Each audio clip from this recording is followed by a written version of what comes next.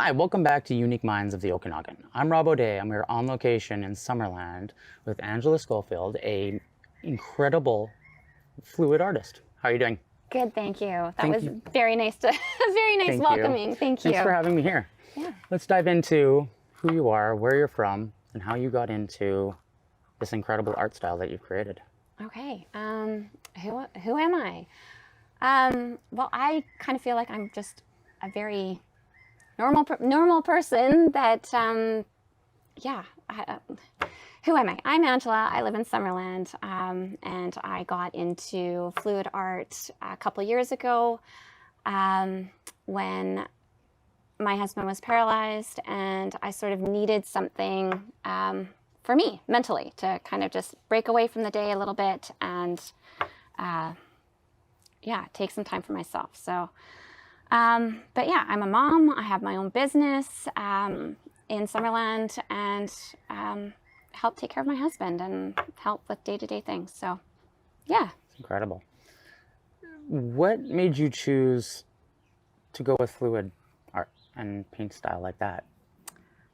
A Facebook post for a fun night up at the Artisans Den up at Apex one night. So I called a couple of girlfriends and I was like, hey, I just saw this post to go do this fluid art class. Do you guys want to go with me? And it was like, yeah, let's go. So it was just sort of,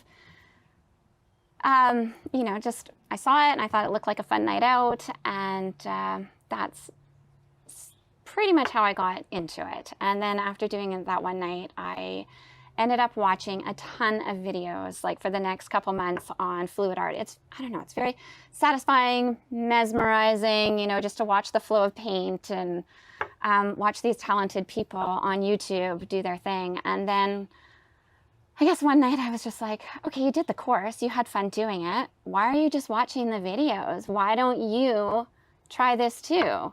So I think, but that was the hard part, sort of committing to you know, buying all the stuff and some paints but so I committed, I did it, and that's sort of how I got into it. Incredible. And you've been doing it for a short amount of time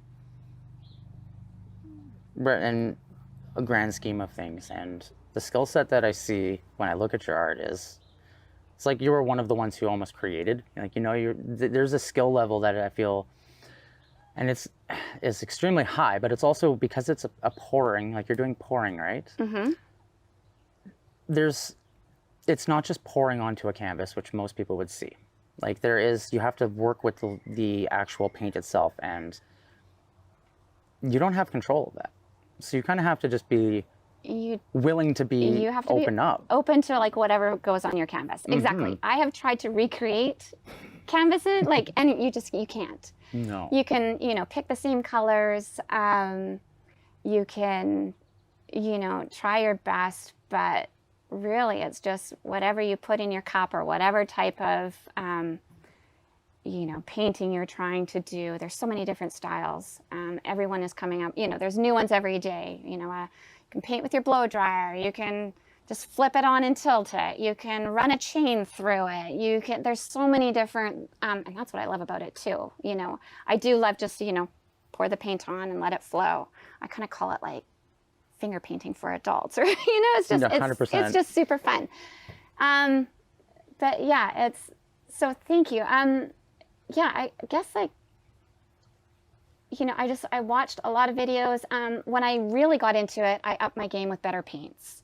So, you know, I started investing in higher quality paints, mm-hmm. and, you know, I bought a couple courses online and studied those and studied how, you know, how were these, you know, people that were making these incredible paintings, you know, all over the world, how were they doing it? And that's how I just sort of upped my game, I guess, by just, you know, focusing and watching and studying other people. So do you find that the more that you're creatively like pressing on, because you've done classes and stuff that you've taught, correct? I have, yeah. So do you find that you're finding new mediums that you enjoy painting on versus canvas and other, like, have you expanded out into different aspects? I have. I'll have to show you my table inside. Yeah, it gets addictive. Mm-hmm. And you can see it on everything. So I love fluid art, and I did teach some classes, and my plan, they worked well in the fall and early spring. You know, I think when everyone's like, oh, it's winter time, I'm not out biking, paddleboarding, hiking, whatever, right? So everyone's sort of looking for something to do, you know, when it's colder out. So the classes I really enjoyed, and it really, after I took that class up at Apex, and I sort of went through my whole process of how, you know, from where I was at that class to where I came to, and after I did some paintings at home, I went, if I'm really enjoying this, I bet other people might enjoy this. You know, whether it be for one night, I want to get into painting, I would just want to come out with some girlfriends and have a good time, or, you know, my husband, I've had couples come out. You know, that's, you know, I did it just because I wanted to share my love of it with other people. But it also got, I don't know, gave me some new skills. Like it got me out of my comfort zone of just being in my room, in our house, painting. And, you know, it was a great way to get out and meet people. And, you know, I had one girl that signed up for, you know, all 4 courses. And I was like, this is amazing. Like, she appreciates what I'm doing. She's enjoying it. And she's coming back for more. So, you know, it was sort of a good spirit booster, I guess, in that sense. So there's all these things I need to get back into doing. But that being said, I started experimenting with other mediums too. And I got into resin. And you can sort of do fluid art with resin as well. You know, you can mix it, do, you know, flip cups and stuff like that, blow dry it. Yeah, it's just like my favorite is making tabletops and putting dried flowers in them. Or wood pieces, right? Like that's, Love so yeah. that. So it just, yeah, it opens up, you know, you think you can only do one thing, but it just opens up the door for other things and other, you know, ideas and possibilities. So I think like you hosting courses and classes is like one of the best things that any of us could do. well, and for me, it's like, you know, it's inspired, you know, I get inspiration from the people that come to the class and want to do it more, and they get inspired to do more art and tap into something that maybe they never know they had, or, you know, so it's just, I don't know, it's fun. I like it because it's fun. I mean, or I make it fun. Like, it's just, I want it to be fun. If something's not fun, you're not going to want to do it. So, you know, everything that I've been doing since Julian became paralyzed, because, you know, we all hear that expression, you know, do what you love, life is so short, but it's really true. And I'm living that. Like, you know, he could have, I don't want to say he could have died, but I mean, I didn't know what was going to happen. You know, within 2 hours, he was paralyzed. And, you know, so if that happened that quick, what could happen so quick, like the next time? So, you know, after, you know, kind of going through that, and, you know, I mean, it took me a while to go, it never really took me a while to go, life is too short. But really at that moment, I went, oh my God, okay, like, we almost lost you. Like, life is really short. You know, and now I turned 50 this year. I'm like, oh, I'm on the other side of the, like, you know, I really need to enjoy what's going on now and make time to do things that, you know, I want to do, and I want to do with my husband and my kids. And because, yeah, it sounds like, you know, I'm a broken record player, but you just don't know when something will happen. So enjoy every little bit of it while you can, and make the most of it, and do what you love. There's no sense being stuck in something that makes you unhappy, because why would you do that to yourself? And we live in a really the perfect time in history to do whatever you want. Whatever you think you can do, right now is the time that you can do it. There is so much accessibility to do anything that it's actually kind of mind-blowing. Like, YouTube can unlock so many things, just strictly YouTube, of teaching you how to do things. But you want to build a job working for yourself from home, there's professional gamers out there. Like Yeah. 10 years, like when I was a kid growing up playing video games, being told like I need to go outside and have fun. Yeah. If I would have known that you could have been a gamer Online. 15 years down the road, There was a you couple would not guys have from believed Summerland it. that did that. Right? So it's, if you want to do anything, you can. And I think it's just, there's believing in yourself wholeheartedly and not caring what people think. Yeah. And then there's having to understand how to make it a lifestyle. And that's where it becomes difficult. And it always starts off with you do it for the passion and the fun. And then you realize how much it matters to you. And it really becomes like a battle of like, I don't want to work anymore. I just want to do this. Yeah. But whereas like the perfect time in history to be able to just be like, yeah, no, I'm walking away from my job to do this. Yeah. And be able to do it if you 100% put it in. Yeah. And I think that's the best That's thing. the thing. You have to commit. You know, if you want something to happen or a change in your life, you have to commit to it. I mean, maybe one day I'll be a full-time artist. Who knows? But, you know, I don't know. Maybe not. Maybe it'll just be, you know, like I do what I do and I throw it in on the side. But, yeah, I don't know. I do have this, like, you know, like Freedom 55 retirement idea. So we'll see. I keep just envisioning this Freedom 55, and you know, I'm like, how can I make that happen? So I guess it is there on the back burner. You know, it's just manifesting, and I think that you're like on the perfect way to do it. Yeah. As long as you keep doing it and believe in yourself, and you're showing the universe like you're putting in the hard work. Yeah. The universe gives it back to you. Yeah, 100%. And that's kind of like that's been a big thing in me about my like vision the last couple of years is. If you show the universe that you want something, it's going to give it back to you. And when it gives it to you, just run with it. Well, yeah, like I almost canceled.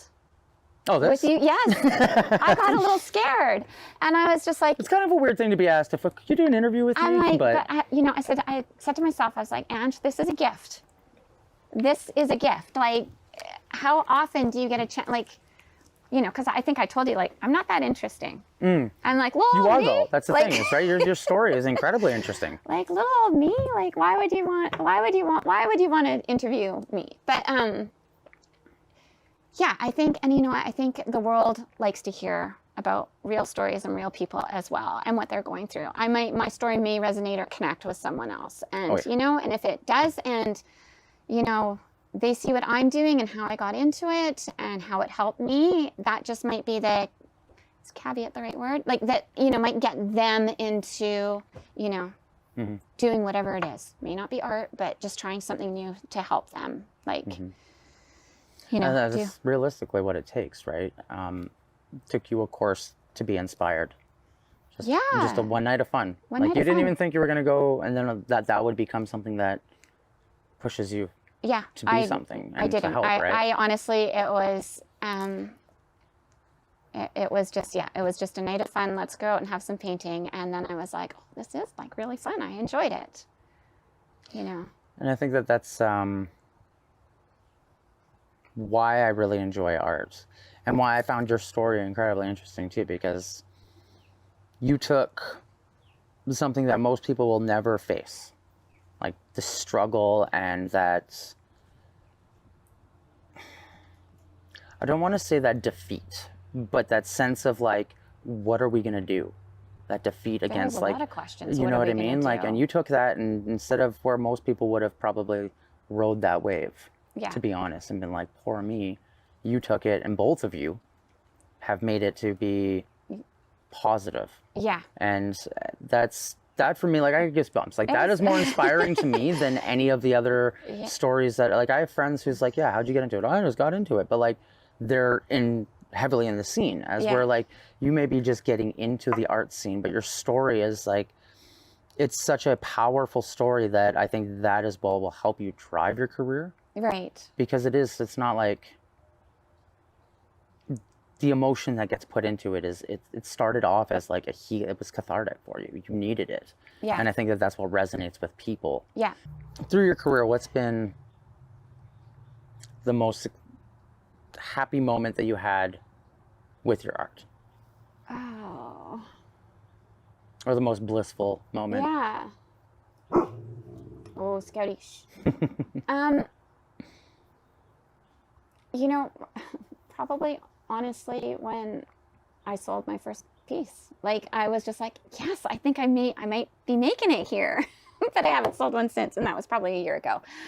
But I enjoy giving them away. But, you know, like, I was like, oh, someone else other than me is appreciating my artwork. So that was probably one of my highlights was actually selling a piece of my own, you know, hard work and grit. Like, I made that, and it's hanging in someone else's house. So, yeah. And I mean, like, we all go through these, you know, we never know what's going to happen in life. And I don't know if I would have gotten into art if Julian would have been or hadn't been paralyzed, right? I might be on a totally different journey. Art, maybe not art, maybe something else. Mm-hmm. I don't know.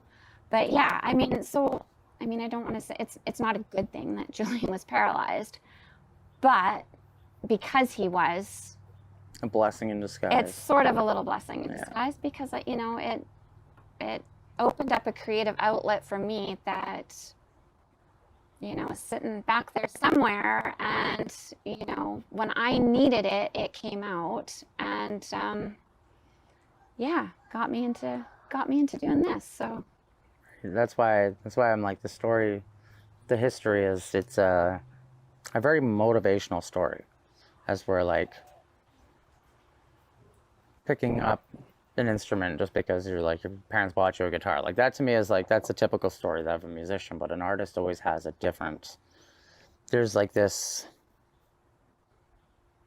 really deep drive to succeed and be something that's you to your core, and to express that. And I feel that it's usually trauma or struggle that brings it out. Sadly, that is unfortunately, it is the one thing that does it, is trauma and struggling or pain that really initiates a creative flow in us, which is why I feel like a lot of artists tend to be like introverts or very like self-conscious and stuff, is because that's our driving force. yeah, Like, no matter how much praise you get, or if you sell 1 million pieces, like, you're always going to be self-conscious, or like, is it good enough?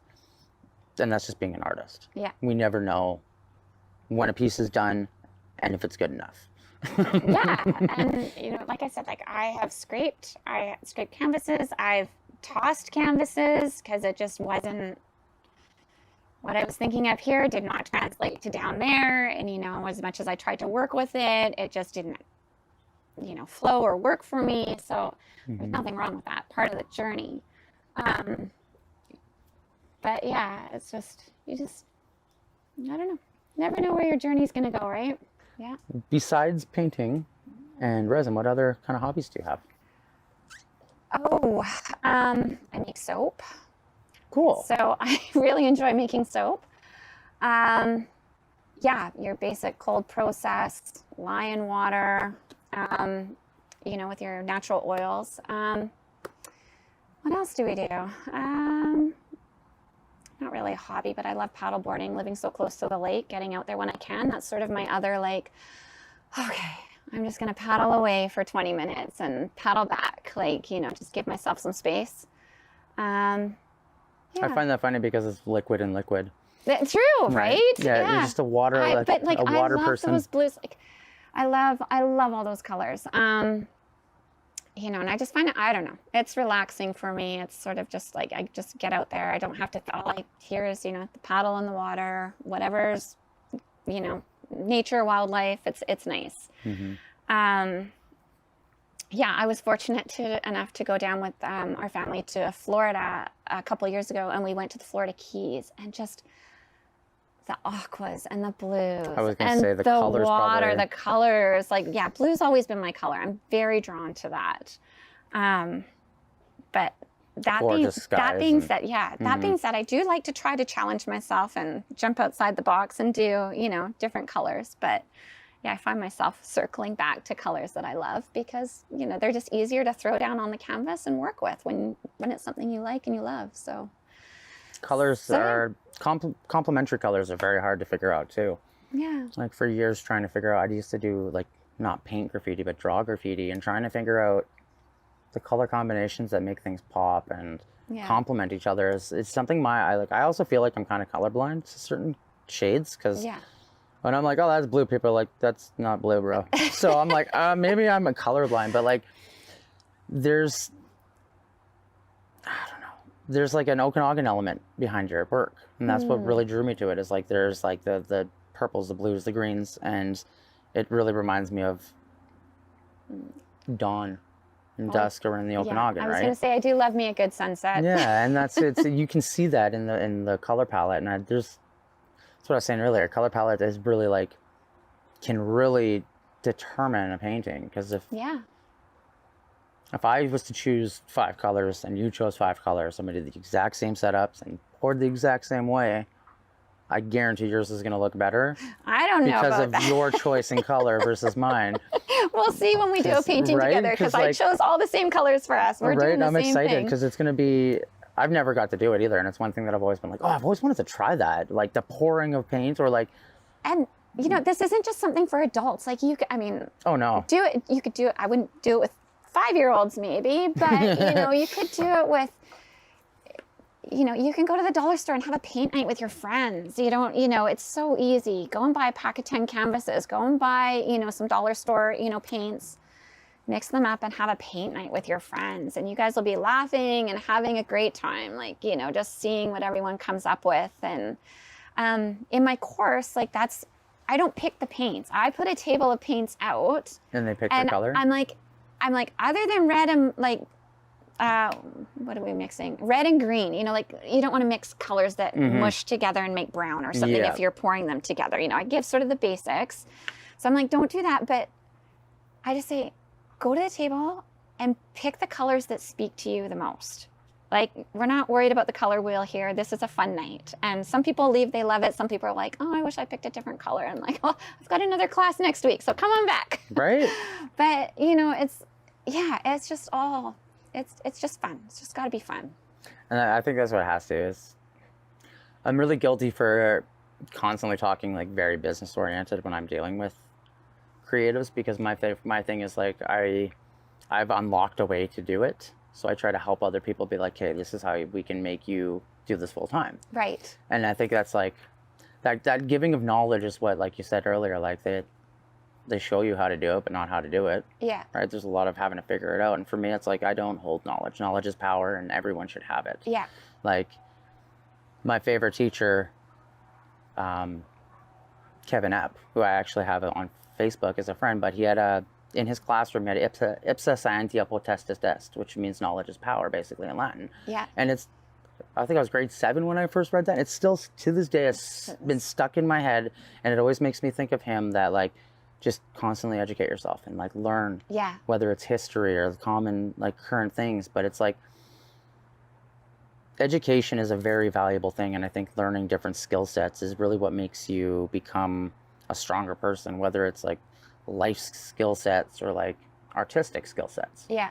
And like being able to just learn how to relax in a world that is very go, go, go. Mm-hmm. I think you have like the perfect ability to just stop and take a moment and just watch the paint move, and it kind of just puts you into this moment. Yeah. And there's like, we were talking earlier about, there's a legacy and stuff, and I can't remember what it's from a song, but I heard that like eternity has nothing to do with time. Eternity is right now in space, like where we are. That is eternity. And if you can embrace that moment, you can live forever, in the sense of you're always enjoying where you are, what's happening. Yeah. And I think that we live in a world that's very focused on tomorrow and down the road, 6 months, like especially myself, where I'm like booking shows a year in advance, and then I'm focused on the year Yes. next year, not right now. Yeah. So I'm very guilty in like being able to speak with artists who are like kind of reel you back in. Yeah. We need to be more in the present. Yeah, and I think that's where like visual artists they're very present. Yeah. Like you are very present when you're working, as where a musician is they're constantly on the go. They've always got a million different things, wearing a million different hats. It's like there is no time as a musician to just sit and Right. embrace that moment. Right. Okay. the only time I've really found that you get to do that is when you're listening to your album back. When you're like listening to the album to make sure it's done, that's the time you finally get to like. Yeah. But other than that, it's like it's really hard to focus on the present. Yes. Unless you're used to it. And I find that painters have helped me kind of focus on here and now and that eternity. Yeah. And I think that that's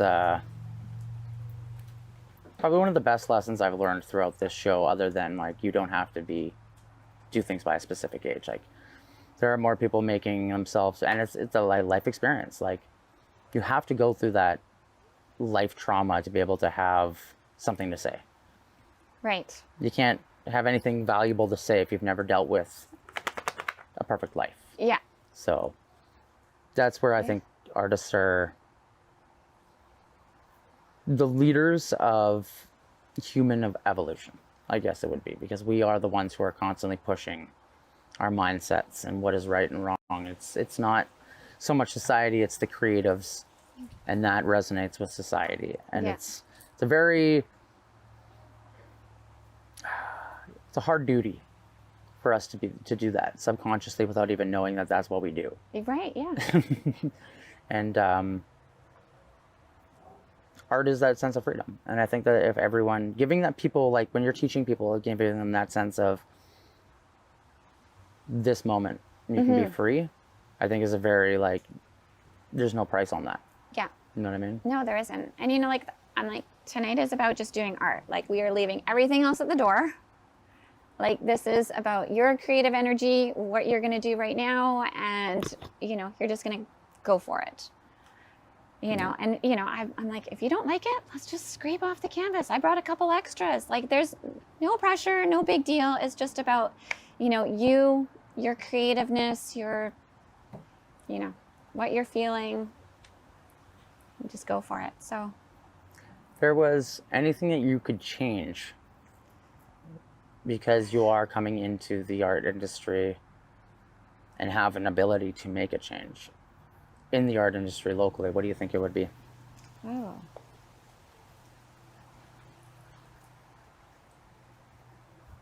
I think we kind of touched on it a little earlier. You had a very valid point of the community and having that. Well, just yeah. I mean, I think Summerland has a strong community arts program, but like, you know, I think it'd be nice for the community to have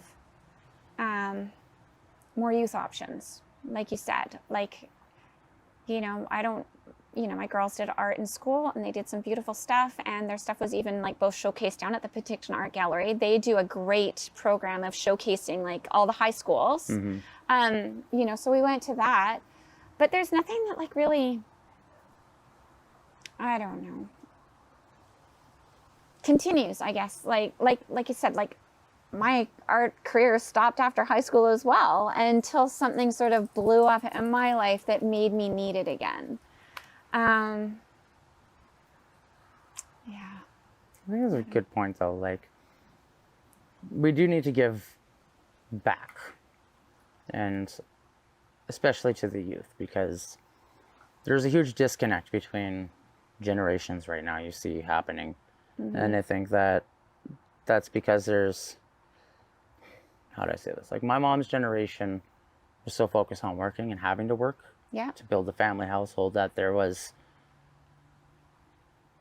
like, we would be home after schools, you know what I mean? Like, because our parents are working. Kids, yeah. Is that so like, is that the correct? Yeah. So it's nowadays, it's like there's no freedom for kids to just like go get dirty and be muddy, covered in paint, and like everyone's kind of like bubbled up now, and I feel like that's what's really caused like kids to not want to learn to do anything. Yeah. Is like it's so much easier just to do something at home on their tablet or. There's a lot of screen time. Yeah, and it's like that's why I'm fair. Like I love my kids because like my daughter, all she wants to do is paint, correct color, do crayons, do something, and it's like they get their screen time, but they would choose not to. Yeah. And I'm like, that's more valuable to me. Yeah. And that's because it's like her mom is an artist, so she's seeing her mom do, like her mom did all my tattoos. So like her mom is an artist who's like constantly working, and it's like Ash sees that and is like, hey, and then if she sees both parents are actively being creative and working towards that, it's like, for me, it's like, I have a feeling she's going to want to do that. Yeah. As where we were raised, where it's like, you got to have a backup plan. Yeah. Like, you're not going to be able to be a musician or a painter. Like, go get an education. Yeah. And then get a job. Yeah. And then do that as a hobby. And if it works, it works. But Yeah. getting an education doesn't really get you a job anymore. No. And so many people get that education and then they choose to do, you know, their path takes them somewhere else. But, you know, but hopefully that what they did for the education, you know, got them to the next step. Yeah, I mean, I want to show my girls that, like, you can do anything that you put your heart and mind to, right? Like, with Julian being paralyzed, I've had to do so many, I mean, we've all, should I say this on a live camera? We've got our pink jobs and our blue jobs, right? Like, you know, we kind of mix and match here, but, you know, anything that, you know, oil being changed on a car, that was all Julian, you know. Now I'm taking off taillights and replacing headlights and, you know, learning how to do, you know, last weekend I installed a dishwasher with help, but, you know, 80% of it was me. 85% of it was me installing the dishwasher, you know, with him doing some things to help me hook it up. You know, so, you know, I don't want to say, like, you need a paralyzed husband to learn these things, but, like, it's taught me that I can actually do more than I think I'm capable of. You know, I can go beyond, and that's what I want to teach the girls. I'm like, you just always have to know how to take care of yourself, be responsible for yourself, and, you know, just have a good mindset, but know how to I don't know, just take care of you, because you don't know if someone else is going to be able to be with you. Like, I've been with Julian. Our relationship, you know, I married an able-bodied person. You know, I didn't make the choice to marry someone who was paralyzed. So going into it, like, it's a different, you know, I have a different perspective on life than someone that chose to fall in love with someone that was, you know, paralyzed or in a wheelchair, had a disability, right? Whereas my world got completely rocked when I was like, for better, for worse, for like sickness and in health. And I'm like, you know, now our marriage and life is challenged in a whole new different way. And I'm learning things. So yeah, every opportunity that we get to learn, I think we need to take it, I guess, is sort of the roundabout way I'm trying to say that. I think it's a valuable thing, like a valuable lesson for people to hear, even people older. Like, we do take life for granted and every little thing for granted. And we did, like you said earlier, you don't know how short life is until something like that is presented to you. Yeah. And then to be able to work through that and both have smiles on your face. Yeah. You guys are heroes in my mind. Oh, thank you. I'm excited to dive into the painting and actually get to see you work on canvas and get to express that and see the pieces that you've made. Okay. So we're going to stop the stream and we'll come right back with some live painting, and I'm probably going to embarrass myself. Nah, it's going to be great. We'll be right back.